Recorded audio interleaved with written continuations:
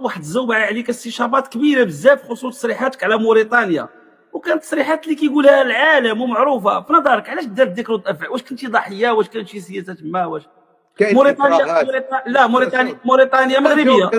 انا غنجاوبك بكل وضوح، مم. ما مخبي مسوس. موريتانيا فوقاش بدات كدوله؟ حتى 69 صحيح. صافي. شكون اللي بقى تيدافع؟ وكون كانت موريتانيا والمغرب اليوم تكون دوله قويه، ما نعيشوش المشاكل ديال الصحراء المغربيه. والصحراء المغربيه هي الصحراء الغربيه والشرقيه. ولكن تلقى المسؤولين دابا في اعلى مستوى تيقولوا الصحراء الغربيه. حنا عندنا الغربيه والشرقيه اللي هي الصحراء المغربيه، تيندوف كلهم بالشرق نتا وما الى ذلك. حسي بيضاء صحيح. وحصي بيضاء وطلع. هذا راه التاريخ ماشي. ارض مغربيه، دي كلها اراضي مغربيه، كلها كانت اراضي مغربيه. فرنسا لعبت اللعبه ديالها بما فيها موريتانيا، بما فيها موريتانيا. هادشي اللي كان طبيعي. كان موريتانيا راه كان عندنا البرلمان الاول والثاني، الرئيس ديالو راه كان شكون؟ موريتاني. دايول سيدي بابا كانوا الناس يعني كان وزير عندنا المغرب، وزير الصحراء وموريتانيا. صحيح.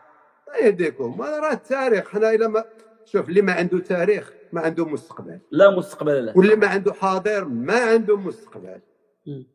ما يمكنش. حنا تاريخنا تنعتزوا به وتنفتخروا به، وحنا اللي تربينا في واحد الحزب اللي حزب وطني، وخصنا نكونوا كلنا وطنيين. ولكن عاود من بعد هادشي اللي تتقول داك الحمله وما الى ذلك، كاين الناس اللي اسسوا عاود احزاب جديده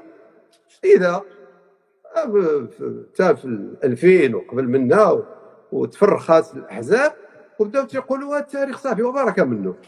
حنا علاش غندابزوا مع فرنسا ولا مع بلا مع اي مزيان على منه؟ ولكن خصنا نجلسوا ونتفقوا نقولوا شنو بغينا. اليوم مع المشاكل اللي مع الجزائر عاد الناس ولا تقول وهذيك الصحراء المغربيه وتندوف وكل الله ودي. انا بالنسبه الي شبيبه حزب اللي عاد خلق هي اللي مشات حورات الكلام ديالي.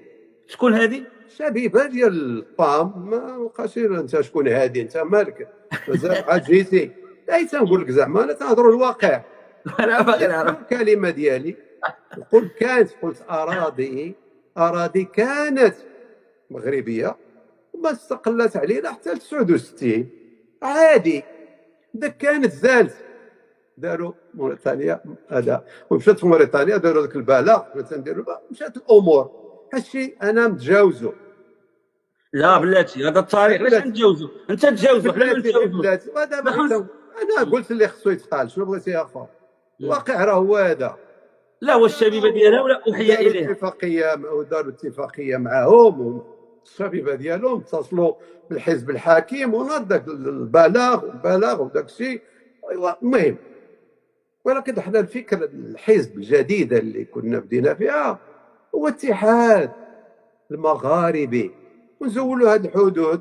ونواشوا اوروبا شحال من دوله 47 وكلهم استطاعوا يتوحدوا كل لغته. وحنا لغه واحده عباد الله، دين واحد. كيفاش ما نتوحدوش؟ ولكن انا يؤلمني صراحه ملي تنشوف بعض المواقع الله يسامحها اللي بعض الكتاب اللي يوميا ها الجزائر والجزائر عاود يوميا ها المغرب وملهيين معنا بعضياتنا والغرب داير شغالاته. سياسه فرق تسود. حنا الا جمعنا هذا الاتحاد المغاربي غادي يكون الصرف ديالنا اكثر من الاورو اللي كاين في اوروبا، لان الغاز موجود، الفوسفات موجود، الحديد موجود، اليد العامله موجوده وما اكثرها. خص غير اللي يخدم الناس.